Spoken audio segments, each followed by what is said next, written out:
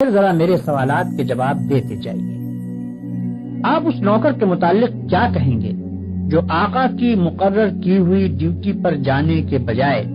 ہر وقت بس اس کے سامنے ہاتھ باندھے کھڑا رہے اور لاکھوں مرتبہ اس کا نام جپتا چلا جائے؟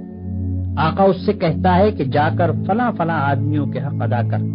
مگر یہ جاتا نہیں، بلکہ وہیں کھڑے کھڑے آقا کو جھک جھک کر 10 سلام کرتا ہے اور پھر ہاتھ باندھ کر کھڑا ہو جاتا ہے۔ آقا اسے حکم دیتا ہے کہ جا اور فلاں فلاں خرابیوں کو مٹا دے، مگر یہ 1 انچ وہاں سے نہیں ہٹتا اور سجدے پر سجدے کیے چلا جاتا ہے۔ آقا حکم دیتا ہے کہ چور کا ہاتھ کاٹ دے، یہ حکم سن کر بس وہیں کھڑے کھڑے نہایت خوش الہانی کے ساتھ چور کا ہاتھ کاٹ دے، چور کا ہاتھ کاٹ دے 20 مرتبہ پڑھتا رہتا ہے،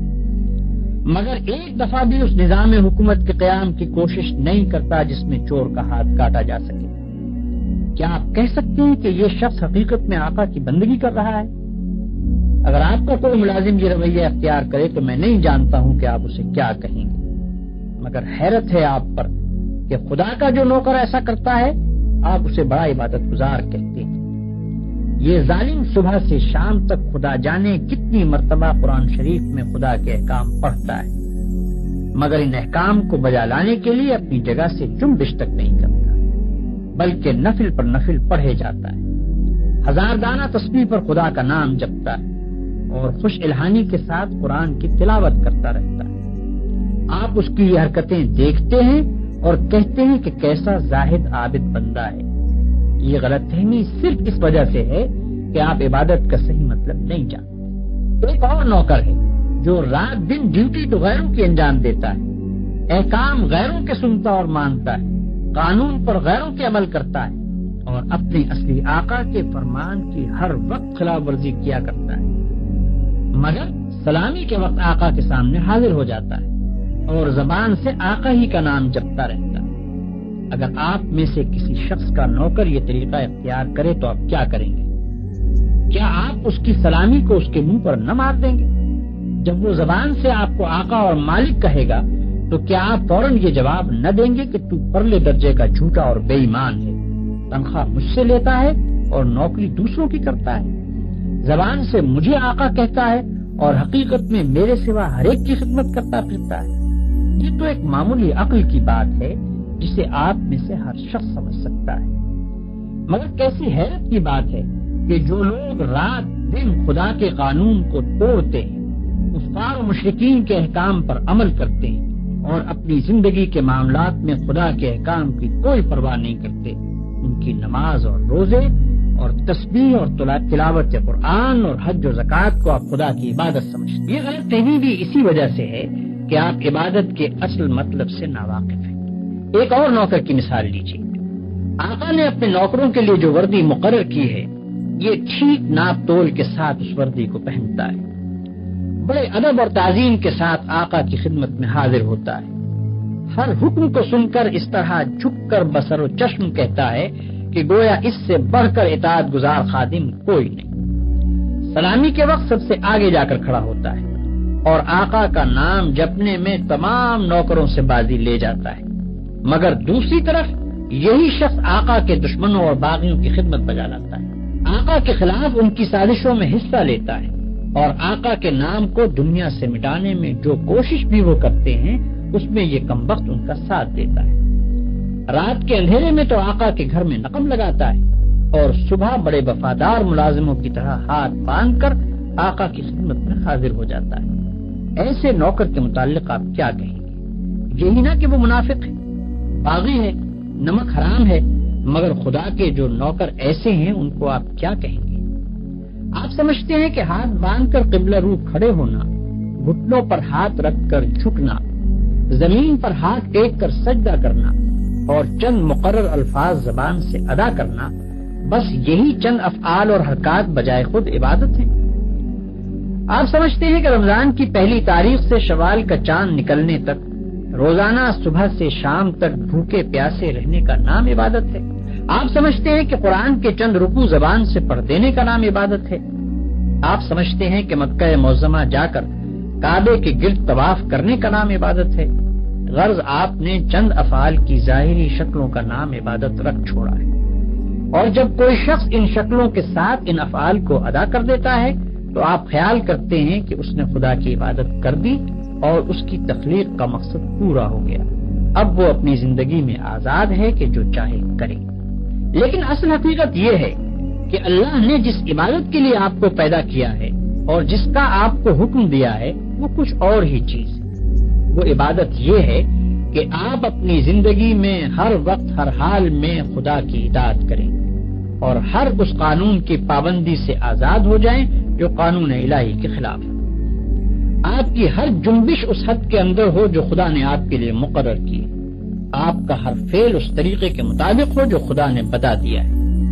اس طرز پر جو زندگی آپ بسر کریں گے وہ پوری کی پوری عبادت ہوگی۔ ایسی زندگی میں آپ کا سونا بھی عبادت ہے اور جاگنا بھی، کھانا بھی عبادت ہے اور پینا بھی، چلنا پھرنا بھی عبادت ہے اور بات کرنا بھی، حتیٰ کہ اپنی بیوی کے پاس جانا اور اپنے بچے کو پیار کرنا بھی عبادت ہے۔ جن کاموں کو آپ بالکل دنیا داری کہتے ہیں وہ سب دینداری اور عبادت ہیں اگر آپ ان کو انجام دینے میں خدا کی مقرر کی ہوئی حدوں کا لحاظ کریں اور زندگی میں ہر قدم پر یہ دیکھ کر چلیں کہ خدا کے نزدیک جائز کیا ہے اور ناجائز کیا، حلال کیا ہے اور حرام کیا، فرض کیا چیز کی گئی ہے اور منع کس چیز سے کیا گیا ہے، کس چیز سے خدا خوش ہوتا ہے اور کس سے ناراض ہوتا ہے۔ مثلاً آپ روزی کمانے کے لیے نکلتے ہیں، اس کام میں بہت سے مواقع ایسے بھی آتے ہیں جن میں حرام کا مال کافی آسانی کے ساتھ آپ کو مل سکتا ہے۔ اگر آپ نے خدا سے ڈر کر وہ مال نہ لیا اور صرف حلال کی روٹی کما کر لائے تو یہ جتنا وقت آپ نے روٹی کمانے پر صرف کیا یہ سب عبادت تھا، اور یہ روٹی گھر لا کر جو آپ نے خود کھائی اور اپنی بیوی، بچوں اور خدا کے مقرر کیے ہوئے دوسرے حقداروں کو کھلائی، اس سب پر آپ اجر و ثواب کے مستحق ہو گئے۔ آپ نے اگر راستہ چلنے میں کوئی پتھر یا کانٹا ہٹا دیا اس خیال سے کہ خدا کے بندوں کو تکلیف نہ ہو تو یہ بھی عبادت ہے۔ آپ نے اگر کسی بیمار کی خدمت کی یا کسی اندھے کو راستہ چلایا یا کسی مصیبت زدہ کی مدد کی تو یہ بھی عبادت ہے۔ آپ نے اگر بات چیت کرنے میں جھوٹ سے، غیبت سے، بدگوئی اور دل آزاری سے پرہیز کیا اور خدا سے ڈر کر صرف حق بات کی تو جتنا وقت آپ نے بات چیت میں صرف کیا وہ سب عبادت میں صرف ہوا۔ بس خدا کی اصلی عبادت یہ ہے کہ ہوش سنبھالنے کے بعد سے مرتے دم تک آپ خدا کے قانون پر چلیں اور اس کے احکام کے مطابق زندگی بسر کریں۔ اس عبادت کے لیے کوئی وقت مقرر نہیں ہے، یہ عبادت ہر وقت ہونی چاہیے۔ اس عبادت کی کوئی ایک شکل نہیں ہے، ہر کام اور ہر شکل میں اسی کی عبادت ہونی چاہیے۔ جب آپ یہ نہیں کہہ سکتے کہ میں فلاں وقت خدا کا بندہ ہوں اور فلاں وقت اس کا بندہ نہیں ہوں تو آپ یہ بھی نہیں کہہ سکتے کہ فلاں وقت خدا کی بندگی و عبادت کے لیے ہے اور فلاں وقت اس کی بندگی و عبادت کے لیے نہیں ہے۔ بھائیوں، آپ کو عبادت کا مطلب معلوم ہو گیا اور یہ بھی معلوم ہو گیا کہ زندگی میں ہر وقت ہر حال میں خدا کی بندگی اور اطاعت کا نام ہی عبادت ہے۔ اب آپ پوچھیں گے کہ یہ نماز، روزہ اور حج وغیرہ کیا چیزیں ہیں؟ اس کا جواب یہ ہے کہ دراصل یہ عبادتیں جو اللہ نے آپ پر فرض کی ہیں ان کا مقصد آپ کو اس بڑی عبادت کے لیے تیار کرنا ہے